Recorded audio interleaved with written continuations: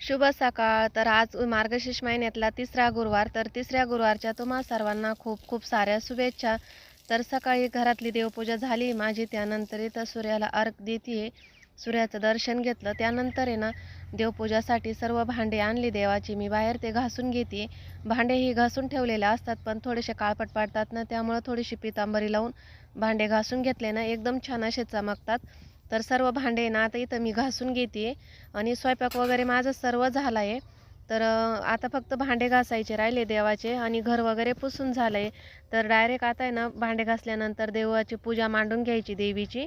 हाय, hello, good morning. मी उर्मिला. माझ्या आणखीन एका मराठी ब्लॉगमध्ये तुम्हा सर्वांचं स्वागत आहे. आजचा दिवस तुम्हाला सुखाचा, समृद्धीचा आणि आरोग्याचा जावो ही ईश्वर चरणी प्रार्थना. तर मार्गशीर्ष महिन्यातल्या तिसऱ्या गुरुवारच्या तुम्हा सर्वांना खूप खूप साऱ्या शुभेच्छा. तर बघा, आता मी चक्कूच्या झाडाखाली आली आहे आणि पत्री घ्यायची मला, म्हणजे पानं घ्यायचे. तर चक्कूचे पानं आणि चक्कू घ्यायला आली आहे. तर चक्कू काही दिसती नाही मला झाडाला, पण दरवेळेस एक एक दोन दोन घेतो. तर बघा इथं दिसलाय, तर हा चक्कू घेते. आपल्याच झाडाची म्हणजे घरच्याच झाडांची ना पानं फुलं घेते मी. तर बघा इथं चक्कू घ्यायला आली. एक चक्कू सापडलाय मला, आता पानं घेते आणि बाकीचे पण पानं आहे ना गोळा करते. इथं पेरूची घेते,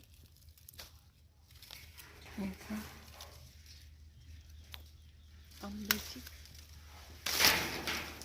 तर बघा आंब्याची पानं पण घेतली. तर बघा सर्व पानं फुलं गोळा करून घेतले. आपल्याच घरच्या झाडांचे पानं फुलं गोळा केले आणि खूप छान वाटलं. आता आहे ना पूजा करून घेते. प्रत्येक वेळेस आहे ना एक एक फळ आपल्या घरचं असतंच. तर दरवेळेस पेरू, रामफळ हे असतंच आणि चिक्कू पण असतात. तर सीताफळाचं सीझन नाही आहे, नाही तर सीताफळं पण राहतात. तर चला आता आहे ना पूजा मांडून घेते. तर घरं वगैरे मी सकाळीच स्वच्छ करून पुसून घेतले होते आणि चला आता आहे ना देवपूजा मांडून घेते. देवीची पूजा करून घेते आता. तर आता आहे ना जवळजवळ 10 वाजले. 10 वाजता पूजा मांडून घेते. बराच वेळ झाला. कसं सकाळी पूजा मांडली ना तर मन आणि घरामध्ये एकदम प्रसन्न वाटतं. खूप छान वाटतं सकाळी सकाळी जर पूजा मांडली ना, आणि मन पण खूप प्रसन्न वाटतं. तर हे मार्गशीर्ष महिन्यातले 4 गुरुवार कसे जातात कळत नाही. कारण ज्या गुरुवारी पूजा मांडायची असते ना त्या गुरुवारी ना एकदम छान असं प्रसन्न वाटतं आणि एकदम आपण घरामध्ये असं पॉझिटिव्हिटी निर्माण होते. खूप छान वाटतं. तर चला आता आहे ना पूजा मांडून घेते. पूजा माझी एकदम साधी सोपीच असते ही महालक्ष्मी देवीची पूजा, पण घरामध्ये ना एकदम प्रसन्न वातावरण करते.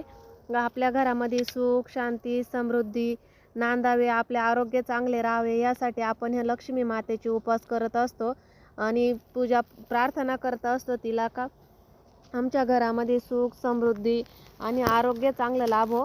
तर चला आता पूजा मांडून घेते. पूजा सर्व माझी मांडून झाली आहे आणि पूजा मांडायच्या अगोदर आहे ना दिवा पण लावून घेतलाय मी. दिव्याची पण पूजा करून घेतली. त्यानंतर कलश स्थापन करून घेतला. तर बघा अशा पद्धतीने ना मी गुरुवारची पूजा मांडून घेतली. छान अशी रांगोळी पण काढून घेतली आहे. तर बघा कशी वाटली तुम्हाला गुरुवारची पूजा नक्की कमेंटमध्ये सांगा. तर बघा अशा पद्धतीने ना पूजा मांडून घेतली मी. आता प्रसादासाठी ना खीर बनवते. तर पूजा झाली, आता मी खीर बनवून घेते. तर चला खीर कशी बनवायची हे मी तुम्हाला दाखवते. आणि ही खीर आहे ना ती रव्याची बनवली मी. तर आता आहे ना एक चमचा भरून तूप घेतलं आहे. तूप थिजलेलं होतं, फ्रीजमध्ये होतं ना, त्यामुळं मग मोठ्या चमच्याने घेतलं. त्यानंतर 4 चमचे आहे ना रवा घेतला आहे. रवा चांगला भाजून घ्यायचा आहे. जास्त लाल नाही करायचं आहे, फक्त चांगला फुलेपर्यंत भाजून घ्यायचा आहे. तर बघा छान असा आपला रवा भाजत आला आहे. तर 2 मिनटं अजून आपण या रव्याला आहे ना भाजून घेऊ. तर बघा अशा पद्धतीनं रवा भाजून घ्यायचा. त्यानंतर एका साईडला ना दूध तापून घ्यायचं, दूध टाकून घ्यायचं रव्यामध्ये. खीर आहे ना एकदम बासुंदीसारखीच लागते, खूप छान लागते खायला.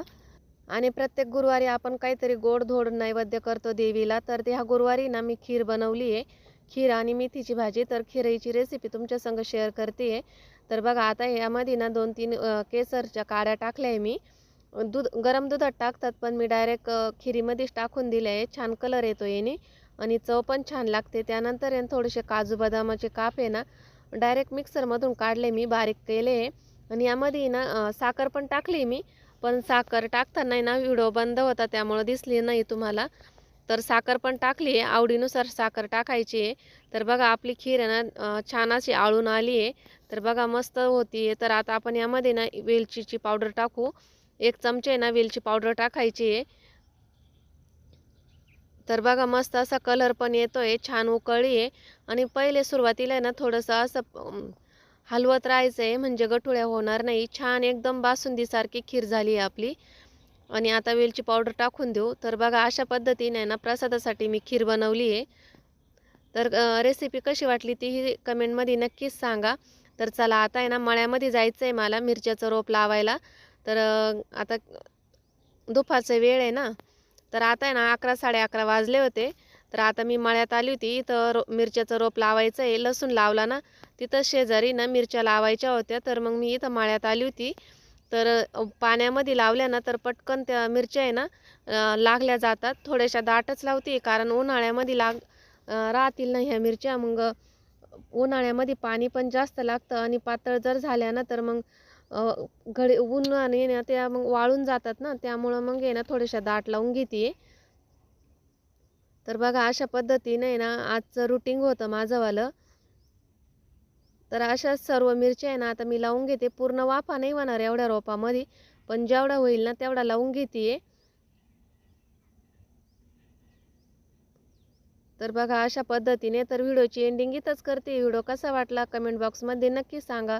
आवडल्यास लाईक, शेअर आणि सबस्क्राईब